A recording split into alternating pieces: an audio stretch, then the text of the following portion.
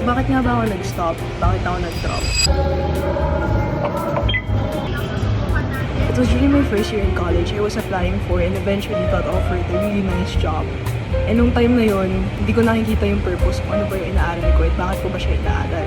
So parang it was an escape card for me na okay, sige, ito na. I would grow, I would learn, I like what I'm doing, and kikita ako ng pera. And it was a pretty good amount of money.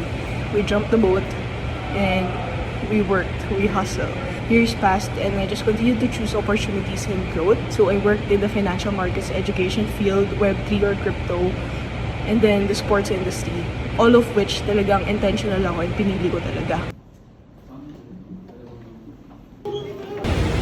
Doon ko na-realize na sobrang dami rin palang nasa same boat.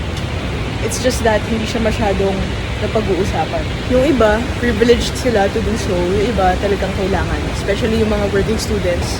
Sobrang kudos to you guys. And actually, throughout those years, I've met a lot of people na nasa same boat din.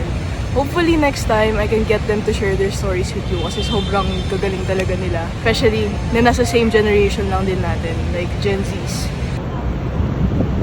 Persons with disability, pregnant and... Okay, kakauwi ko lang.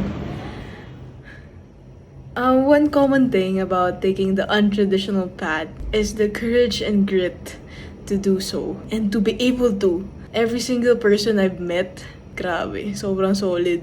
So if you're one, hats off to you. Pero today was a really productive day. Kasi nung umaga, hindi ko na siya na-videohan. Pero I was able to work out, do my morning tea, and read. Ayun lang for today. And remember na, galingan mong mabuhay.